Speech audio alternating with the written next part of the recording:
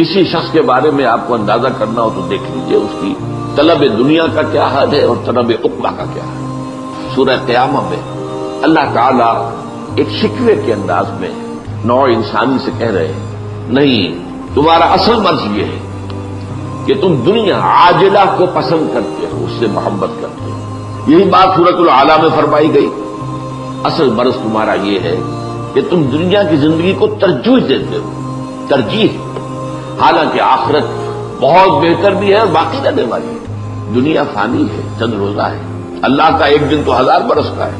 آپ اپنی گنتی کرنے کیا اس کی حیثیت ہے؟ کہ ہمارا دین یہ نہیں کہتا کہ دنیا کو چھوڑ دو، نہیں، لیکن ترجیح دو آخرت کو، اور تمہاری کیفیت وہ ہو جانی چاہیے کہ بازار سے گزرا ہو، خریدار نہیں۔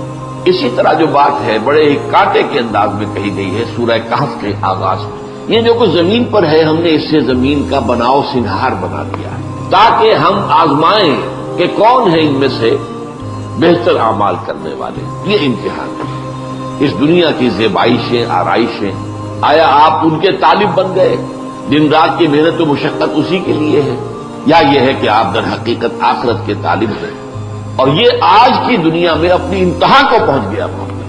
دنیا اتنی حسین کبھی نہیں تھی جتنی آج ہے، اور ظاہر بات ہے آدمی کھنچتا ہے پھر اس کی طرف، تو اس لیے فرمایا بس یہی امتحان ہے۔ اب اس کے ضمن میں ایک حدیث، یہ حضرت ابو العباس سہل بن سعد الساعدی رضی اللہ تعالی عنہ سے مروی ہے۔ وہ فرماتے ہیں ایک شخص حضور صلی اللہ علیہ وسلم کی خدمت میں حاضر ہوا اور اس نے کہا، اے اللہ کے رسول صلی اللہ علیہ وسلم، میری رہنمائی فرمائیے کسی ایسے عمل کی طرف کہ جب میں اس پر عمل کر لوں تو اللہ مجھ سے محبت کرنے لگے اور لوگ بھی مجھ سے محبت کرنے لگے۔ اب جواب کیا ہے؟ فقال، دنیا میں زہد اختیار کرو، اللہ تم سے محبت کرے گا۔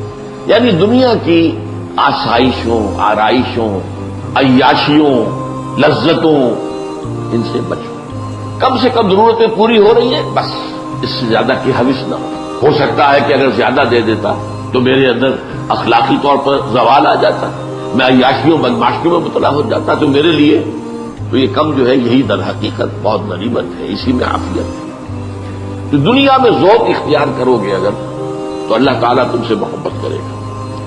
اب اس کے ضمن میں 2 اور حدیثیں آپ کو سناتا ہوں، بہت ہی عمدہ۔ حضور فرماتے ہیں، ایک صحابی جو اس کے راوی ہیں وہ کہتے ہیں کہ حضور نے مجھے میرے کندھے سے پکڑا اور فرمایا، دیکھو دنیا میں ایسے رہو گویا تم اجنبی ہو۔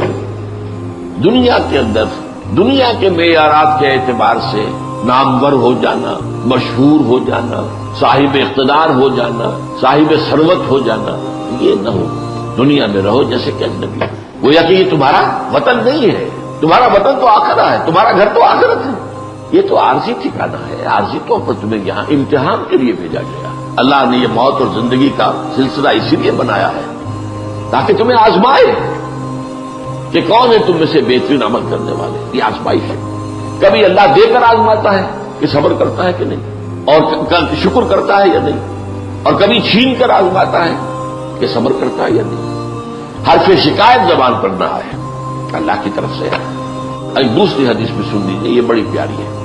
حضور نے فرمایا، مالی ولی دنیا، دیکھو مجھے تمہاری اس دنیا سے کیا سروکار ہے۔ میری مثال تو اس شخص کی ہے، ایک سوار، لیکن وہ ایک درخت کے نیچے تھوڑی دیر کے لیے استراحت کے لیے اس کے سائے میں وہ استراحت کے لیے رک جاتا ہے، پھر اس کے بعد وہ چھوڑتا ہے اور اپنی منزل لیتا ہے۔ ظاہر بات ہے کہ وہ عارضی قیام تھا، یہ اس کا وطن نہیں ہے، یہ اس کا گھر نہیں ہے، یہ اس کی منزل نہیں ہے۔ اسی طرح یہ دنیا تمہاری منزل نہیں ہے، تمہارا گھر نہیں ہے، تمہارا وطن نہیں ہے۔ حضور نے فرمایا، انما الدنیا خلقت لکم وانتم خلقتم للآخرہ، یہ دنیا تمہارے لیے پیدا کی گئی کیونکہ اسی میں تمہارا امتحان ہونا ہے، لیکن بہرحال اس میں اللہ نے تمہاری ضرورتوں کو پورا کرنے کی جو چیزیں رکھی ہیں ان کو استعمال کرو، لیکن یہ کہ اس کو مطلوب اور مقصود اور محبوب نہ بنا دو۔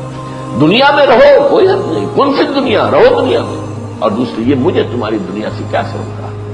ایک اور حدیث آتی، ایک صحابی فرماتے ہیں کہ میں حاضر ہوا تو میں نے دیکھا کہ حضور پر عجیب کیفیت ہے کہ آپ جیسے کہ اپنے دونوں ہاتھوں سے کسی چیز کو دھکا دے رہے ہیں۔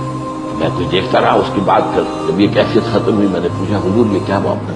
فرمایا، دنیا ایک نہایت خوبصورت عورت کی شکل میں میرے سامنے لائی گئی، اب میں اسے دھکے دے رہا تھا کہ مجھے تم سے کیا سروکار۔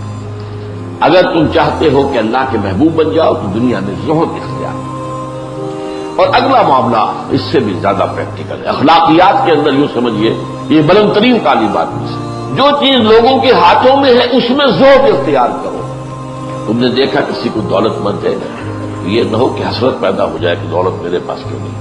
اگرچہ رش کرنا حرام نہیں ہے، حسد حرام ہے، لیکن یہ ہے کہ اگر یہ بات آ گئی تو گویا کہ زہد کے صرف خلاف ہو گیا۔ یہ جو ایک اونچا رتبہ ہے، اگر لوگ سمجھے کہ دولت مند دیکھے کہ یہ آدمی آیا تو ہے میرے پاس، لیکن میری دولت سے تو اسے کوئی سروکار نہیں تھا، یا تو آیا تھا مجھے کوئی کلمہ خیر کہنے کے لیے، لیکن اس سے میری دولت سے کوئی سروکار نہیں۔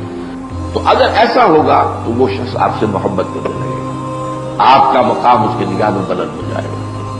اللہ تعالی ہم سب کو حق کو سمجھنے اور پھر حق کا اعتراف اور اعلان کرنے کی توفیق عطا فرمائے، اور اس کے بعد یہ ہے کہ اللہ تعالی ہمیں توفیق دے کہ اگر کوئی تکلیف آتی ہے، کوئی مصیبت آتی ہے، کوئی آزمائش آتی ہے تو اللہ تعالی ہمیں اس میں ثابت قدم رکھے۔